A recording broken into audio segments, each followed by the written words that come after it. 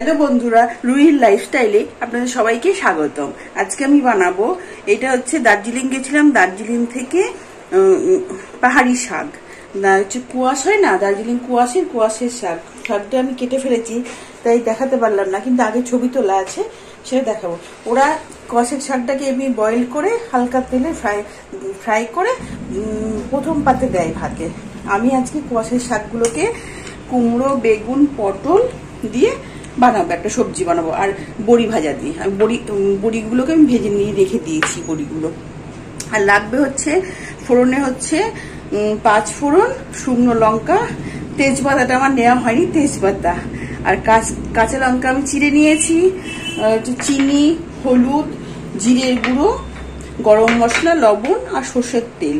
শুধু মশলা হচ্ছে এখানে জিরের গুঁড়ো, এছাড়া আর কোনো মশলা লাগবে না এটাতে। চলুন, প্রথমে আমি গ্যাসটা জ্বালাবো, কড়াইটা একটু গরম হোক। আমার কড়াই গরম হয়ে গেছে, আমি তো সর্ষের তেল দিয়ে দেব। আমি 4 চামচ সর্ষের তেল দিলাম, তাকে এতগুলো জিনিসকে ভাজতে হবে তো, কুমড়ো, পটল, বেগুন। তেল একটু গরম হয়ে যাক, দিয়ে আমি ফোড়নটা দেব। তেল আমার গরম হয়ে গেছে, আমি এই যে ফোড়নগুলো দিয়ে দেবো, শুকনো লঙ্কা, তেজপাতা, 5 ফোড়ন আর কাঁচা লঙ্কাগুলো ফোড়নে আমি দিয়ে দেবো। দিয়ে আমি একটু নাড়াচাড়া করব। ফোড়নটা মেন হচ্ছে ভাজাটা, এটা বন্ধ বেরোবে, তাহলে ভাববেন ফোড়নটা হয়ে গেছে। ফোড়নটা ভাজা ভাজা হয়ে গেছে, এবার আমি এই সবজিগুলো দিয়ে দেবো, কুমড়ো, পটল আর বেগুন।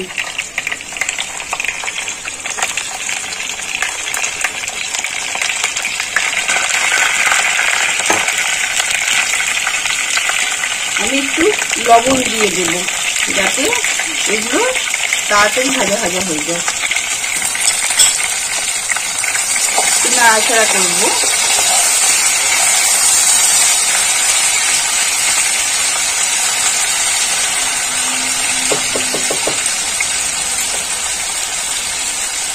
আমি একটু হলুদের গুঁড়ো দেবো,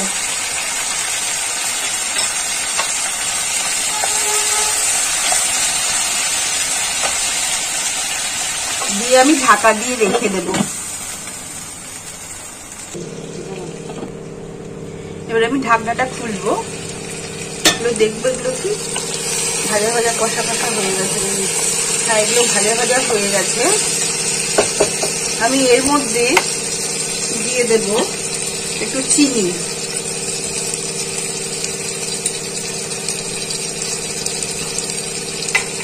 আর দিয়ে দেব জিরের গুঁড়োটা।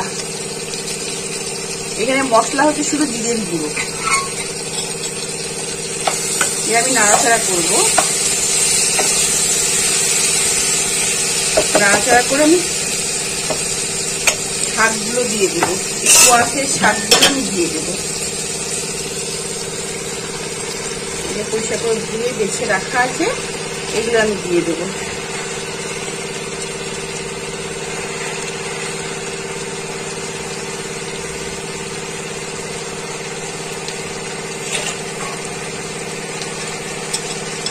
শাকগুলোকে নরম হওয়ার জন্য আমি আরেকটু লবণ দিয়ে দেবো।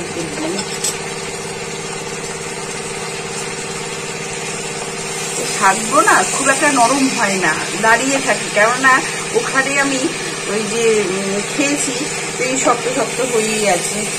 সিদ্ধ হয়ে গেছে, কিন্তু শক্ত শক্ত হয়ে গেছে।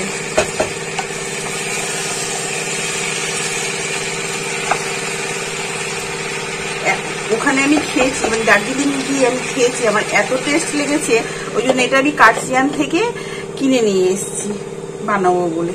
আমি এবার ঢাকনাটা দিয়ে রেখে দিলাম, কিছুক্ষণ ঢাকনাটা থাক দেওয়া। এবার আমি ঢাকনাটা খুলে দেখবো শাকগুলো মজে গেছে কিনা। শাকগুলো, সব শাকগুলোই মজে গেছে। এই দেখুন, আমাকে এক্সট্রা কোনো জল দিতে হয়নি, শাকের যা জল বেরিয়েছে ওই দিয়েই রান্নাটা হয়ে যাচ্ছে। আমি এবার কি করব, যে বড়িগুলোকে, এগুলো হচ্ছে মুসুর ডালের বড়ি, আমি ভেজে রেখে দিয়েছিলাম, এগুলো আমি দিয়ে দেবো। দিয়ে আমি একটু নাড়াচাড়া করব, যাতে মসুর ডালের বড়িগুলোর ভিতরে রসগুলো যায়। দেখুন শাকটা দেখুন দারুণ হয়েছে, কিন্তু খেতে কেমন হবে না দেখে তো বলতে পারছি না, না খেয়ে। বড়িগুলো একটু মজে যাক, ভিতরে রস ঢুকে যাক। আমি গ্যাস আরো একবার ঢাকা দিয়ে দেবো, দিয়ে গ্যাসটা একটু সিমে দেব। এবার আমি ঢাকনাটা খুলবো, গ্যাসটা সিম থেকে একটু জোরে দেব, দিয়ে দেখুন বড়িগুলো মজে গেছে। আমি এই গরম মশলার গুঁড়োটা দিয়ে দেব। ভাজা মশলা দিলে বেশি ভালো হয়, কিন্তু আমার কাছে এখন ভাজা মশলা নেই বলে আমি এখন গরম মশলা দিলাম। এত গন্ধ ছেড়ে গেছে, আমি তো ভাবছি পাশের বাড়ির লোক এসে বলবে কি রান্না হচ্ছে। নাড়াচাড়া করবো।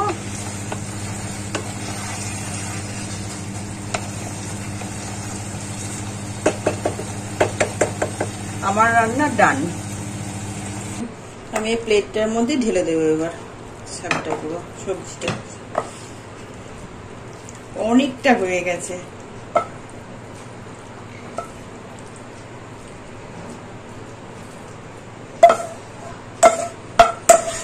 দেখুন অনেকটা হয়ে গেছে।